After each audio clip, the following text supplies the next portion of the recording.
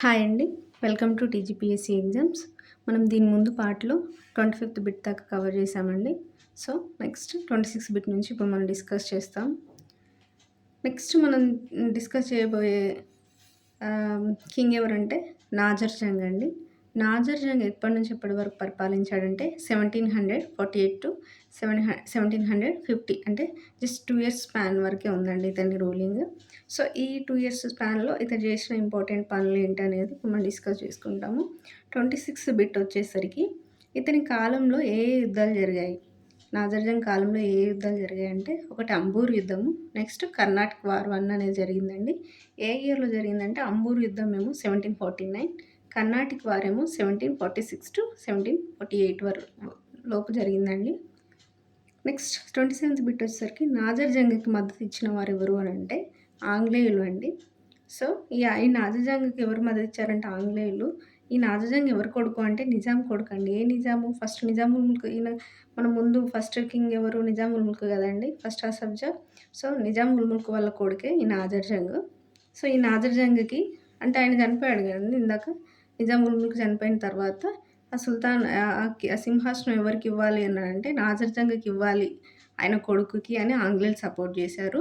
But వాళ్ళ మనుమడికి ఇంకొకతను ముజాఫర్ జంగ్ అని ఉంటాడు. ఆ ముజాఫర్ జంగ్‌కి ఇవ్వాలి, వాళ్ళ మనవడికే ఇవ్వాలి అని జెప్పి సపోర్ట్ జేసినది ఫ్రెంచ్ వారండి. సో, కొడుకు అయిన నాజర్ జంగ్‌కి ఇవ్వమంది ఆంగ్లేయులు, మనవడైన ముజాఫర్ జంగ్‌కి ఇవ్వమంది ఫ్రెంచ్‌లు. సో, వీళ్ళిద్దరి మధ్య జరిగిన యుద్ధాలు మనం నెక్స్ట్ వచ్చే బిట్స్‌లో డిస్కస్ చేస్తాం. సో, ఫస్ట్ నాజర్ జంగ్‌కి ఎవరు మద్దతు ఇచ్చారంటే ఆంగ్లేయులండి. ఇది గుర్తుంచుకోవాలి. సో, నాజర్ జంగ్ ఆంగ్లేయులు మద్దతు ఇవ్వడం వల్ల నాజర్ జంగ్ కింగ్ అయ్యాడండి. సింహాసనం అధిష్ఠించాడు. అధిష్ఠిస్తే అది నచ్చని ఫ్రెంచ్ వారు అండ్ వీళ్ళ వీళ్ళ ముజాఫర్ జంగ్‌కి ప్లస్ ఫ్రెంచ్ వారికి నచ్చకపోవడం వల్ల నాజర్ జంగ్‌ని హత్య చేయిస్తారండి. ఆ హత్య చేయించడం అనేది మనం 28థ్ బిట్‌లో డిస్కస్ చేద్దాం. ఎవరు హత్య చేయించారు నాజర్ జంగ్‌ని అనంటే ఈ ఫ్రెంచ్ అధికారి డూప్లే ప్లస్ ముజాఫర్ జంగ్ వీళ్ళిద్దరు కుట్ర పన్ని ఎవరితో చంపించారంటే కర్నూలు నవాబు హిమ్మత్ ఖాన్. ఎవరు అంటే హిమ్మత్ ఖాన్ హిమ్మత్ ఖాన్‌తో చంపించారండి. ఇది ఇంపార్టెంట్. ఎవరు చంపారంటే కర్నూలు నవాబు హిమ్మత్ ఖాన్. ఎవరు కుట్ర పన్నారంటే ఫ్రెంచ్ డూప్లే ప్లస్ ముజాఫర్ జంగ్. ఎందుకు ముజాఫర్ జంగ్ కుట్ర పన్నాడంటే ఈయనని చంపిస్తే నెక్స్ట్ కింగ్ ఇతనే అవుతాడు కాబట్టి ఫ్రెంచ్ వాళ్ళతో కలిసి మనకి కర్నూలు నవాబ్ హిమ్మత్ ఖాన్ చేత నాజర్ జంగ్‌ని చంపించాడండి. చంపించిన తర్వాత నెక్స్ట్ ముజాఫర్ జంగ్ కింగ్ అవుతాడు. సింహాసనాన్ని అధిష్టిస్తాడు. ఈయన ఎంతవరకు రూల్ చేశాడంటే 1750-51 అంటే జస్ట్ 1 ఇయర్ స్పాన్ వరకే ఈయన రూలింగ్ ఉందండి. సో, ఈ 1 ఇయర్‌లో ఏం చేశాడంటే ఇప్పుడు ఈయన ఎవరి సపోర్ట్‌తో నాజర్ జంగ్‌ని చంపించాడు? ఫ్రెంచ్ వాళ్ళ సపోర్ట్‌తో. సో, ఫ్రెంచ్ వాళ్ళ సపోర్ట్‌తో నాజర్ జంగ్‌ని చంపించి కింగ్ అయ్యాడు కాబట్టి ఫ్రెంచ్ వారికి గిఫ్ట్‌గా ఏమేమి ప్రాంతాలు ఇచ్చాడు అనంటే మచిలీపట్నం, దివిసీమ, యానం ఈ 3 ప్రాంతాలు ఇచ్చాడండి గిఫ్ట్‌గా. మళ్ళీ ఈ 3 ప్రాంతాలతో పాటుగా డూప్లేకి ఏ బిరుదిచ్చాడు 38థ్ బిట్‌లో ఏ బిరుదిచ్చాడు అంటే జాఫర్ జంగ్. డూప్లేకి. ఎందుకంటే ఇక్కడ మనకు డూప్లే గదా అండి నాజర్ జంగ్‌కి సపోర్ట్ చేసింది. సో, డూప్లేకే బిరుదిచ్చాడు. జాఫర్ జంగ్ ఏ బిరుదంటే జాఫర్ జంగ్ అండి. మనం జాఫర్ జంగ్‌ని ఎలా గుర్తుంచుకోవాలి అనంటే మనకిచ్చింది ఎవరు? ముజాఫర్ జంగ్ గదండీ. సో, ముజాఫర్‌లో జాఫర్ జంగ్. సో, ఈ జాఫర్ జంగ్‌నే డూప్లేకి బిరుదుగా ఇచ్చాడు ముజాఫర్ జంగ్. మనకి నెక్స్ట్ బిట్ 31 వచ్చేసరికి ముజాఫర్ జంగ్‌ని ఎవరు చంపారు? ఇందాక నాజర్ జంగ్‌ని ముజాఫర్ జంగ్ ప్లస్ ఫ్రెంచ్ అధికారి డూప్లే కుట్ర పన్ని మనకి కర్నూలు నవాబ్ అయిన ఎవరండి హిమ్మత్ ఖాన్ చేత చంపించారు గదండీ.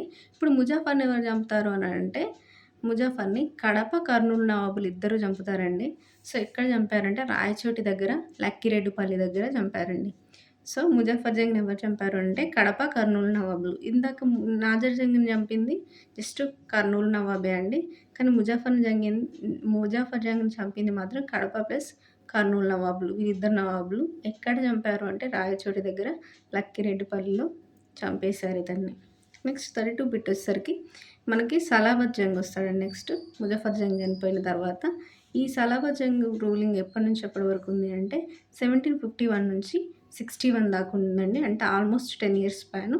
కొంచెం ఎక్కువగా పరిపాలించింది ఈయనే ఈ ముగ్గురిలో. సో, ఈ సలాబత్ జంగ్ ఈ సలాబత్ జంగ్ ఎవరనంటే నిజాం ఉల్ ముల్క్ యొక్క మరో కుమారుడండి ఈ సలాబత్ జంగ్. సో, ఈయనను ఎవరు నవాబుగా ప్రకటించారు అనంటే బుస్సీ అండి. ఈ బుస్సీ అతను ఫ్రెంచ్ అధికారి. సో, ఇందాక మనకి ముజఫర్ జంగ్‌కి సపోర్ట్ చేసింది డూప్లే అండి. డూప్లే కూడా ఫ్రెంచ్ అధికారే. ఇక్కడ సలాబత్ జంగ్‌కి సపోర్ట్ చేసింది బుస్సీ. ఈ బుస్సీ అనేను ఫ్రెంచ్ అధికారి. అటు ఇటు, ఇటు అటు కన్‌ఫ్యూజ్ కావద్దండి. రా మనకేంటి ముజఫర్ జంగ్‌కి సపోర్ట్ చేసింది డూప్లే ఫ్రెంచ్ అధికారి. సలాబత్ జంగ్‌కి సపోర్ట్ చేసింది బుస్సీ ఫ్రెంచ్ అధికారి. ఇద్దరు ఫ్రెంచ్ అధికారులే, పేర్లు కన్‌ఫ్యూజ్ కాకుండా ఉండడం కోసం మనకు 2 టైమ్స్ రిపీట్ చేశానండి. నెక్స్ట్ ఈ సలాబత్ జంగ్ దివాన్ ఎవరు అంటే సయ్యద్ లష్కర్ ఖాన్. ఈయన టైంలో ఎవరు దివాన్‌గా ఉన్నారు అంటే లష్కర్ ఖాన్ ఉన్నాడండి. సో, ఈయనకి సపోర్ట్ చేసిన బుస్సీ ఫ్రెంచ్ అధికారులే కదండీ. సో, ఫ్రెంచ్ వారికి ఏం బహుమానంగా ఇచ్చాడు అనంటే ఎన్ని ఉత్తర సర్కార్లను ఫ్రెంచ్ వారికి బహుమానంగా ఇచ్చాడు. మొత్తం 5 ఉత్తర సర్కార్లను ఇచ్చాడండి. ఉత్తర సర్కార్లు అంటే ఏం లేదండి, జస్ట్ కొన్ని ప్రాంతాలు. వాటినే ఉత్తర సర్కార్లు అన్నారు. ఏంటేంటి అంటే ఆ ఉత్తర సర్కార్లు 5. First Mustafa Nagar, second Murtaza Nagar, third Eluru, fourth Rajahmundry, fifth Srikakulam. So, మనకి ఈ 5 ప్రాంతాలను ఇచ్చారు కదండీ. ఈ 5 ప్రాంతాలను మనం ఎలా గుర్తుంచుకోవాలి అనంటే ఈ నేను కోడ్ ఇక్కడ ఏం ప్రిపేర్ చేశానంటే ముస్తఫా, ముర్తుజా శ్రీకాకుళంని రాజుల్లాగా ఏలారు. ఎవరెవరు? ఇద్దరు వ్యక్తులు ఎవరు? ముస్తఫా అండ్ ముర్తుజా ఇద్దరు వ్యక్తులు ఏ ప్రాంతాన్ని ఏలారు? శ్రీకాకుళాన్ని రాజుల్లాగా అంటే రాజమండ్రి, ఏలారు అంటే ఏలూరు. సో, ముస్తఫా, ముర్తుజా అనే ఇద్దరు వ్యక్తులు శ్రీకాకుళంని ఎలా ఏలారంటే రాజుల్లాగా ఏలారు. ఈ కోడ్ ద్వారా మనకి 5 ప్రాంతాలు వస్తాయండి. సో, ఇలా గుర్తుంచుకోండి. మనకి ముస్తఫా నగర్ అంటే ఏంటంటే ప్రస్తుతం ఉన్న కొండపల్లి ప్రాంతం అండి. ముర్తుజా నగర్ అంటే గుంటూరు ప్రాంతం. నెక్స్ట్ 35th బిట్ వచ్చేసరికి మనకి సలాబత్ జంగ్‌కు రక్షణగా నిజాం రాజ్యంలో ఉన్న ఫ్రెంచ్ అధికారి ఎవరు? మనకు సపోర్ట్ చేసింది బుస్సే. అండ్ సపోర్ట్ చేయడంతో పాటు ఈయన రాజ్యంలో సలాబత్ జంగ్‌కి రక్షణగా నిజాం రాజ్యంలో ఉన్న అధికారి కూడా బుస్సీయే. నెక్స్ట్ 36th బిట్ వచ్చేసరికి ఉత్తర సర్కారుల్లో ఫ్రెంచ్ వారికి వ్యతిరేకంగా పోరాడిన జమీందారులు ఎవరు? మనం ఇందాక 34 బిట్‌లో సలాబత్ జంగ్ 5 ఉత్తర సర్కార్లను ఫ్రెంచ్ వారికి బహుమానంగా ఇచ్చాడని చదువుకున్నాం కదండీ. సో, ఆయన ఇచ్చినప్పటికి బహుమానంగా ఆ ప్రాంతాల్లో ఉన్న జమీందారులు ఎవరైతే ఉన్నారో ఎవరెవరు అనంటే విజయనగరం జమీందారు విజయరామరాజు, బొబ్బిలి జమీందారు రంగారావు, పెద్దాపురం జమీందారు జగపతిరాజు. సో, వీళ్ళకి నచ్చలేదు ఈ ఫ్రెంచ్ వాళ్ళ ఆధిపత్యం వాళ్ళ ప్రాంతాల పైన. సో, ఫ్రెంచ్ వారికి వ్యతిరేకంగా వీళ్ళు పోరాడారండి. ఈ పోరాడడం వల్ల జరిగిన యుద్ధాలు మనం నెక్స్ట్ వచ్చే బిట్స్‌లో డిస్కస్ చేస్తాము. సో, ఎవరు పోరాడారు అనేది ఇంపార్టెంట్. ఎవరు పోరాడారు అని అంటే విజయనగరం నుంచి విజయరామరాజు, బొబ్బిలి నుంచి రంగారావు, పెద్దాపురం నుంచి జగపతిరాజు. నెక్స్ట్ 37th బిట్ వచ్చేసరికి ఏ సంవత్సరంలో సలాబత్ జంగ్ ఉత్తర సర్కారును తిరిగి తీసుకున్నాడు? 1759. మనం ఇక్కడ ఇంకా గుర్తుంచుకోవాల్సిన విషయం ఏంటంటే ఈయన ఇచ్చాడు ఫస్ట్ 5 ఉత్తర సర్కార్లని ఇచ్చి మళ్ళీ 1759లో మళ్ళీ తిరిగి తీసుకున్నాడండి. సో, ఆ తిరిగి తీసుకున్నాడు అనేది మనం ఈ బిట్లో డిస్కస్ చేస్తున్నాము. ఎందుకు తిరిగి తీసుకున్నాడు అని అంటే దీనికంటే ముందు అంటే 1759 కంటే ముందు 1758లో చందుర్తి యుద్ధం జరిగిందండి. ఈ చందుర్తి యుద్ధం గురించి మనం 38 బిట్‌లో చదువుతున్నాము. ఏంటంటే ఆంధ్రదేశంలో ఫ్రెంచ్ వారి పతనానికి కారణమైన యుద్ధం ఏంటంటే చందుర్తి యుద్ధం. ఈ చందుర్తి యుద్ధం 1758 అంటే 59కి ముందు 1 ఇయర్ ముందు మనకి చందుర్తి యుద్ధంలో ఫ్రెంచ్ వారి అధికారం పతనమైందండి. సో, ఫ్రెంచ్ వారి అధికారం పతనమైన తర్వాత వాళ్ళకి ఇచ్చిన ఉత్తర సర్కార్లు ఏవైతే ఉన్నాయో వాటిని నెక్స్ట్ ఇయర్ 1759లోనే ఆయన తిరిగి వెనక్కి తీసుకున్నాడండి. ఆ తీసుకున్న వాటికి మళ్ళీ ఇంకొన్ని ప్రాంతాలను కలిపి ఆంగ్లేయులకు ఇచ్చాడండి నెక్స్ట్ బిట్‌లో. ఎందుకు ఆంగ్లేయులకు ఇచ్చాడు మళ్ళీ ఫ్రెంచ్ వారి నుంచి తీసుకొని అని అంటే అది మన ఆంగ్లేయులతో జరిగిన ఒక సంధి ప్రకారం అండి. అది మనం 39 బిట్‌లో మనం డిస్కస్ చేస్తాం. ఆంగ్లేయులకు హైదరాబాద్ రాజులకు జరిగిన తొలి సంధి. ఇదే ఫస్ట్ సంధి అండి. మనకు ఆంగ్లేయులతోటి హైదరాబాద్ రాజులకు జరిగిన సంధి. అదే మచిలీపట్నం సంధి. ఇది ఎప్పుడు అంటే 1759లో జరిగిందండి. మనం ఇక్కడ ఆల్రెడీ డిస్కస్ చేసుకున్నాం 37 బిట్‌లో. 1759లోనే సలాబత్ జంగ్ ఫ్రెంచ్ వారికి ఇచ్చిన వాటిని వెనక్కి తీసుకున్నాడు ఉత్తర సర్కార్‌ని. తీసుకొని అదే సంవత్సరం ఆంగ్లేయులతోటి మచిలీపట్నం సంధి చేసుకొని వాళ్ళకి తిరిగి ఇచ్చాడండి. తిరిగి ఇచ్చిన ప్రాంతాలు ఏంటి అని అంటే బ్రిటిష్ వారికి ఇచ్చింది ఉత్తర సర్కార్లు ఆల్రెడీ మనం ఇందాక డిస్కస్ చేసుకున్న ఉత్తర సర్కార్లు ప్లస్ మచిలీపట్నం ప్లస్ నిజాంపట్నం, కొండవీడు, ఆకులమన్నాడు. ఈ ఉత్తర సర్కార్లతో పాటు మిగతా ఈ ప్రాంతాలను కూడా ఆంగ్లేయులు గిఫ్ట్‌గా ఇచ్చారండి. అది ఏ సంధి కింద అంటే మచిలీపట్నం సంధి కింద. నెక్స్ట్ 40th బిట్ వచ్చేసరికి సలాబత్ జంగ్ కాలంలో జరిగిన యుద్ధాలు ఏంటి? ఇప్పుడు ఈయన కాలంలో జరిగిన యుద్ధాలు ఏంటి అని అంటే ఒకటి బొబ్బిలి యుద్ధం, చందుర్తి యుద్ధం, మచిలీపట్నం యుద్ధం, వనవాసి యుద్ధం, కర్ణాటక త్రివార్. సో, బొబ్బిలి యుద్ధం అనేది మనకు ఆల్రెడీ బొబ్బిలి జమీందార్ రంగారావు గారు తిరుగుబాటు చేశారు కానీ ఫ్రెంచ్ వారికి. సో, అప్పుడు తిరుగుబాటు చేసినప్పుడు జరిగింది బొబ్బిలి యుద్ధం. అది 1757లో జరిగింది. అండ్ చందుర్తి యుద్ధం ఏమో మనకు ఆల్రెడీ ఫ్రెంచ్ వారి పతనానికి కారణమైన యుద్ధం మనం చదువుకున్నాం కానీ. సో, అది 1758లో జరిగింది. నెక్స్ట్ మచిలీపట్నం యుద్ధం వచ్చేసరికి 1759లో జరిగింది. నెక్స్ట్ వనవాసి యుద్ధం 1760 అండి. కర్ణాటక వార్ 3 ఏమో 1756 నుంచి 63 దాకా జరిగింది అండి. నెక్స్ట్ మనం ఇప్పటి వరకు మనం సలాబత్ జంగ్ యొక్క పరిపాలన గురించి చదువుకున్నాం కానీ ఇప్పుడు 41 బిట్ నుంచి మనం నిజాం అలీ ఖాన్ అంటే నెక్స్ట్ అసఫ్జా 2 నిజాం అలీ ఖాన్ గురించి ఇక్కడ 41 బిట్ నుంచి మనం చదువుకోబోతున్నాం అండి. సో 41 బిట్ వచ్చేసరికి సలాబత్ జంగ్ పాలనలో ఫ్రెంచ్ వారి ప్రాబల్యాన్ని వ్యతిరేకించినందుకు గాను నిజాం అలీ ఖాన్ ప్లస్ బసాలత్ జంగ్ను ఏ కోటలో బంధించాడు? సో ఏంటంటే ఇందాక మన సలాబత్ జంగ్ పాలనలో ఈ నిజాం అలీ ఖాన్, బసాలత్ జంగ్ ఎవరైతే ఉన్నారో వీళ్ళిద్దరు ఈయనకు సోదరులండి సలాబత్ జంగ్‌కి. ఈ ఇద్దరిని ఈయన సలాబత్ జంగ్ ఒక కోటలో బంధించాడండి. ఎందుకు బంధించాడు అని అంటే వాళ్ళిద్దరు సోదరులు కాబట్టి ఆయన సింహాసనానికి వాళ్ళు కాంపిటీషన్ కదండీ. సో, అందుకని వాళ్ళిద్దరిని నిజాం అలీ ఖాన్‌ని ప్లస్ బసాలత్ జంగ్‌ని దౌలతాబాద్ కోటలో బంధించాడండి. ఏ కోట అంటే దౌలతాబాద్ కోట. ఎవరెవరంటే నిజాం అలీ ఖాన్, బసాలత్ జంగ్ వీళ్ళిద్దరిని బంధించాడండి. ఎందుకు అంటే వీరిద్దరూ ఫ్రెంచ్ వారి ప్రాబల్యాన్ని వ్యతిరేకించినారండి. సో, అప్పుడు ఫస్ట్ సలాబత్ జంగ్ ఫ్రెంచ్ వారితోటే స్నేహం చేశాడు కదండీ. తర్వాత ఆంగ్లేయులతో కుదుర్చుకున్నాడు. ఫస్ట్ ఫ్రెంచ్ వారితో క్లోజ్‌గా ఉన్నందుకు అది వ్యతిరేకించినందుకు గాను నిజాం అలీ ఖాన్ బసాలత్ జంగ్‌ను దౌలతాబాద్ కోటలో వేశాడు. నెక్స్ట్ 42 బిట్ వచ్చేసరికి తర్వాత కాలంలో నిజాం అలీ ఖాన్‌ని విడుదల చేశాడండి. ఈ నిజాం అలీ ఖాన్ బసాలత్ జంగ్‌లను ఫస్ట్ మనం బంధించాడని చదువుకున్నాం కదండీ. సో, బంధించిన తర్వాత కొన్ని రోజుల తర్వాత నిజాం అలీ ఖాన్ విడుదల చేసి సుబేదార్‌గా నియమించిండండి. దేనికి సుబేదార్‌గా అంటే బీరార్‌కి సుబేదార్‌గా.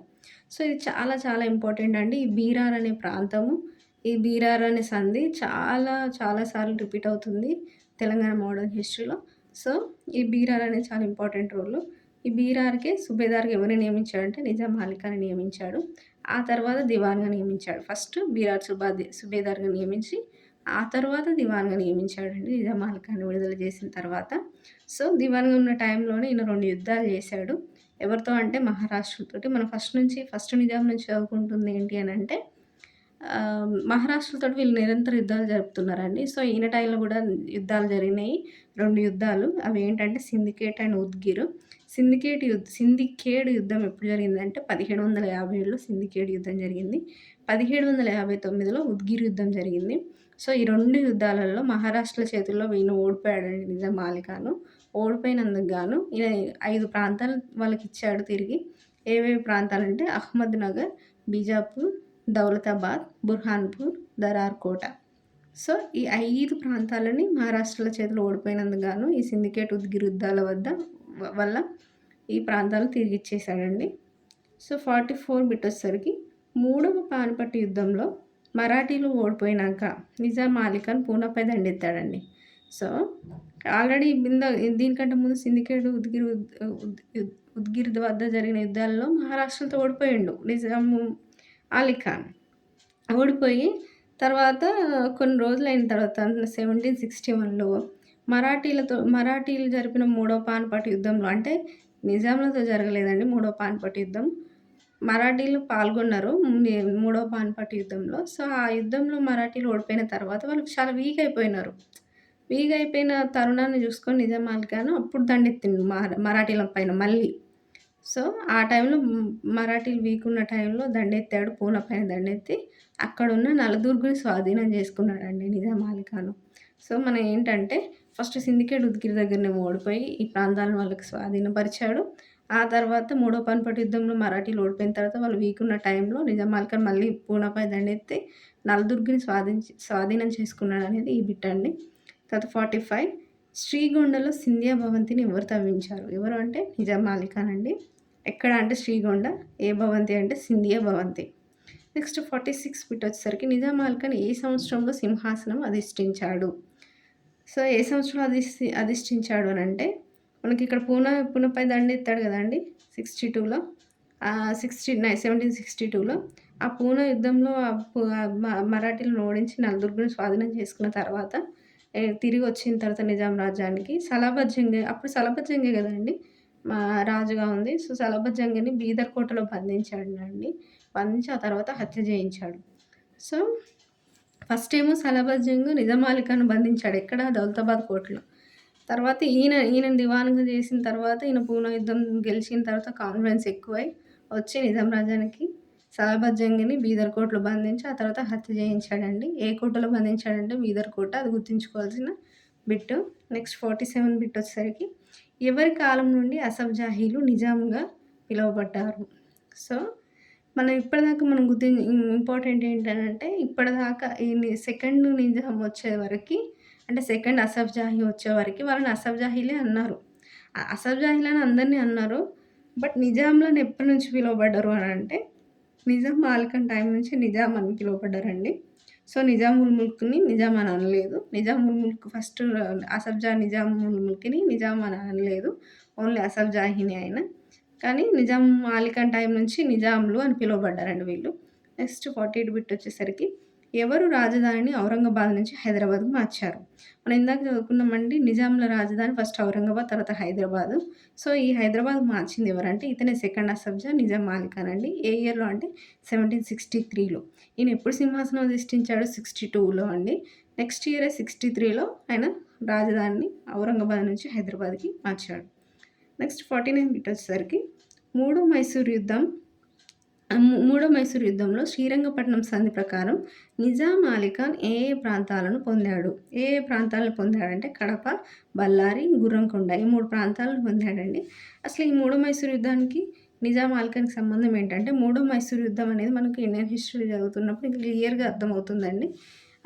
మూడో మైసూర్ యుద్ధం ఎవరెవరికి మధ్య జరిగిందంటే ఆంగ్లేయులకు, టిప్పు సుల్తాన్‌కి మధ్య జరిగిందండి. సో, ఆ యుద్ధంలో మనకి నిజాం అలీ ఖాన్ ఎవరికి సపోర్ట్‌గా ఉన్నాడంటే ఆంగ్లేయులకు సపోర్ట్‌గా ఉన్నాడండి. సో, ఆంగ్లేయులకు సపోర్ట్ ఉండడం వల్ల ఆ యుద్ధంలో ఆంగ్లేయులే గెలిచినారు. ఆంగ్లేయులు గెలవడం వల్ల టిప్పు సుల్తాన్ ఏ సంధి చేసుకున్నాడు ఆంగ్లేయులతో అంటే శ్రీరంగపట్నం సంధి చేసుకున్నాడు. సో, ఆ సంధి ప్రకారము ఆంగ్లేయులకు కొన్ని ప్రాంతాలను ఇచ్చిండు.